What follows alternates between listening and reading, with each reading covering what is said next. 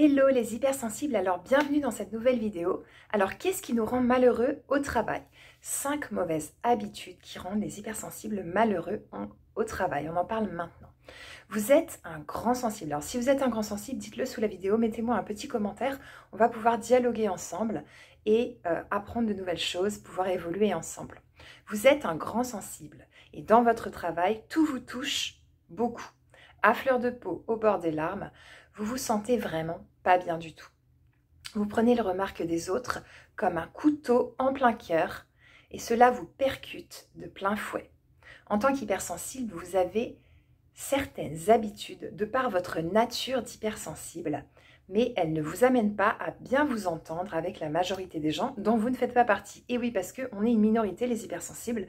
Après, les gens classiques, c'est pas du tout des personnes comme nous et on a tendance à croire que tout le monde sent tout, que tout le monde est dans l'affectif et en fait, c'est pas complètement ça. Il y a beaucoup de gens qui sont très objectifs, très cartésiens, très rationnels et ils ne sont pas du tout dans l'affectif dans tout, comme nous qui teintons tout d'affectif. Donc si vous êtes concerné, dites-le aussi, on va en discuter. Première habitude qui vous rend malheureux au travail, vous croire comme les autres. Vous pensez avec votre hypersensibilité être comme tout le monde, mais c'est faux. Et en ne connaissant pas bien vos caractéristiques et qui vous êtes, vous saurez mieux vous faire apprécier. Si vous savez mieux qui vous êtes et comment vous fonctionnez, vous saurez mieux l'expliquer aux autres et donc être apprécié. Deuxième habitude, votre franc-parler.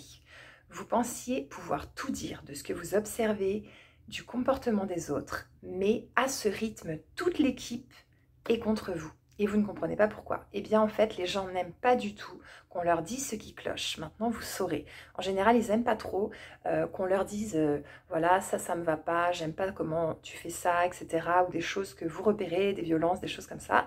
Il va falloir faire votre trou, apprendre à connaître les gens et ensuite dialoguer tranquillement pour amener les choses doucement et savoir que vous aussi, peut-être que des fois, vous n'êtes pas adéquate avec les gens, le public, etc.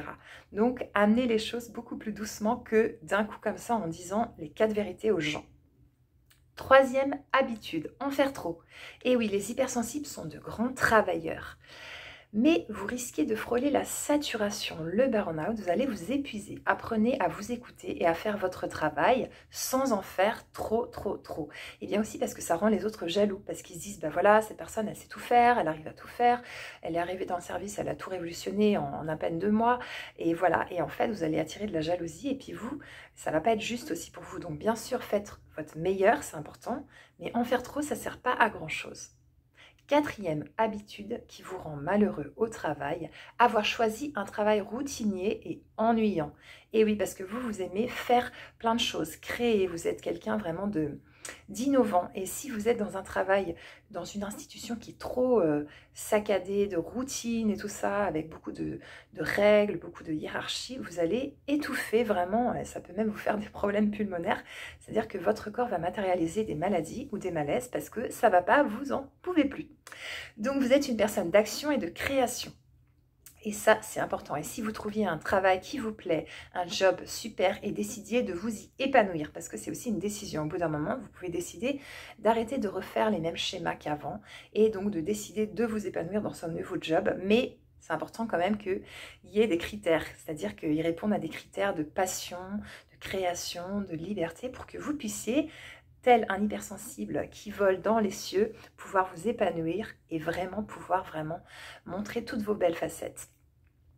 Quelle serait votre nouvelle vibration si justement vous pouviez faire ça, vous épanouir dans ce nouveau travail? Cinquième habitude qui rend les hypersensibles malheureux au travail, avoir peur de l'agressivité des autres et ne pas savoir se défendre. Alors ok, vous êtes gentil, mais parfois, savoir se défendre permet à l'autre de sentir notre énergie et de ne pas venir nous agacer. Donc en fait, vous allez changer votre longueur d'onde, votre vibration. Et ça se travaille tout simplement. Parce que si vous savez vous défendre, vous allez arrêter d'attirer les prédateurs, les agresseurs, etc. C'est important parce qu'on se dit « Oh non, j'ai pas envie d'apprendre à me défendre, je vais devenir violente, je vais être tout le temps en train de poser mes limites. » Mais non, c'est au début, vous allez l'apprendre et ensuite, vous n'aurez plus besoin de le répéter et de le surrépéter parce que les autres vont sentir votre énergie et ils vont arrêter de vous casser les pieds. Donc ça, c'est la bonne nouvelle. C'est utile si vous avez peur de l'agressivité des autres. Il est temps de traiter cela et d'apprendre à poser vos limites. Votre vie pourrait bien changer du tout au tout avec l'impression que les autres ne sont plus vos ennemis et que vous n'êtes plus seul au milieu des crocodiles. Et oui, parce que des fois, l'hypersensible, il a vraiment l'impression que tout le monde lui veut du mal, que tout le monde est contre lui, que c'est compliqué un peu partout où il va, que les gens veulent lui mettre des bâtons dans les roues, alors qu'en fait, les gens, ils essayent de nourrir leurs besoins. Donc, chacun essaye de nourrir ses besoins. Et parfois, les gens, ils vont employer des techniques pas très cool parce qu'ils sont énervés, parce qu'ils sont à leur limite, ils n'ont plus d'empathie à donner. Et donc, ils vont relationner avec les autres de façon un peu violente. Et à ce moment-là, si vous pouvez ne pas prendre les choses personnellement et arriver à prendre du recul et à vous dire, bah non, en fait, la personne n'est pas en train de m'attaquer, elle essaie de nourrir son besoin. Et c'est sûr que sa façon de me parler n'est pas chouette, mais je ne vais pas prendre les choses contre moi. Et donc, vous dépassez ça et vous arrivez comme ça à dialoguer avec cette personne sans vous sentir super mal. Bah, c'est hyper important. Donc, vous n'êtes plus au milieu des crocodiles. Si vous avez l'impression d'être au milieu des crocodiles, dites-le sous la vidéo, on va en discuter. L'autre ira jusqu'où vous le laisserez aller. Alors ça, c'est vraiment la règle suprême, c'est hyper intéressant. C'est-à-dire que si vous lui mettez des limites de temps, des limites financières, des limites dans les mots, des limites au niveau d'un territoire, d'un espace, eh bien, il va s'arrêter là. Mais il faut que ça soit ferme, il faut que ça soit fait en autodéfense de façon claire. Mais si vous ne lui dites rien, si vous ne dites pas les choses, eh bien, il va continuer à avancer et à marcher sur vos pieds, sur votre espace vital. Et alors, vous allez vous sentir abusé. C'est bien le problème. Donc, l'autre ira jusqu'où vous le laisserez aller. Vous pouvez donc prendre une autre décision. Donc, là, l'idée maintenant, c'est que vous appreniez à vous défendre et puis que vous appreniez aussi à vivre en tant qu'hypersensible, à pouvoir avoir votre mode d'emploi, pouvoir l'expliquer aux autres. Donc oui, vous êtes un être à part, mais vous pouvez vraiment réussir à vivre parmi les autres. Ça s'apprend en sachant qui on est, parce que quand on ne sait pas qui on est, on se dit, bah voilà, moi je suis comme tout le monde, je vais essayer de me fondre dans la masse, mais ça ne marche pas, l'hypersensible, il ne se fond pas dans la masse, parce qu'en général, les autres, ils voient qu'il est différent, et donc ils le mettent en bouc émissaire, et après, ils l'isolent. Pour pas que ça arrive, il y a des techniques pour apprendre à relationner avec les autres, au travail et ailleurs, et tout ça. Donc vous aimeriez apprendre à vous défendre, à pacifier vos relations familiales, parce que quand on pacifie ses relations familiales, après dans le travail, eh bien ça va aussi, parce qu'on ne rejoue pas les scènes de notre famille au travail. Vous aimeriez tout simplement donc avoir de meilleures relations au travail, vous retrouver dans toutes les parts de vous et guérir les blessures de l'enfant. J'ai tellement de choses à vous dire que je parle trop vite. Donc guérir votre enfant intérieur, les différentes parts de vous, afin que si vous êtes très très mal, c'est souvent l'enfant intérieur qui hurle et c'est pas vous là maintenant. C'est souvent des parts du passé qui crient très très fort. Donc ça, on peut vraiment le régler. Vous aimeriez apprendre à mieux communiquer pour savoir comment communiquer avec une équipe de travail et enfin pouvoir vous intégrer sans être le bouc émissaire, même si vous l'avez déjà été. C'est pas un échec, vous êtes en évolution et vous allez y arriver, comme tous les hypersensibles y arrivent. Eh bien, ce qui est génial, c'est que j'ai créé 3 accompagnements. Moi, je suis Annelise Robert, thérapeute pour les hypersensibles. Et je vous ai créé 3 propulseurs pour vous propulser, pour que vous alliez de mieux en mieux.